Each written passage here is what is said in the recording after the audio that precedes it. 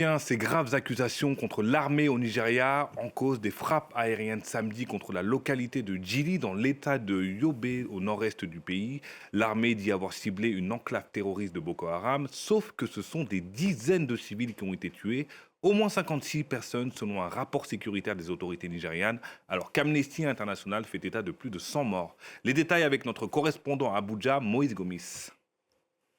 L'armée de l'air a annoncé avoir ouvert une enquête à la suite de la frappe aérienne ayant touché un marché local à Djili, dans le nord-est du pays.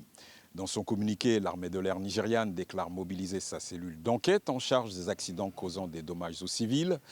De nombreuses voix, essentiellement de l'opposition, ont condamné cette frappe aérienne militaire dont la cible était des membres de l'ISWAP.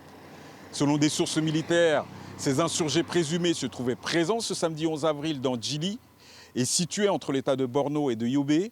Cette localité de Djili servirait de base arrière logistique à des factions terroristes, toujours selon l'armée nigériane.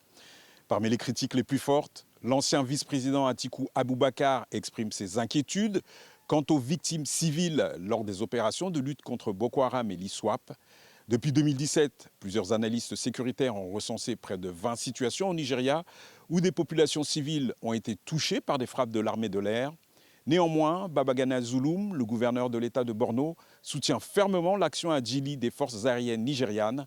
Membre de la majorité présidentielle, il exhorte, je cite, les habitants de cette zone à coopérer avec les forces de sécurité en fournissant des informations fiables susceptibles de faciliter les opérations militaires en cours.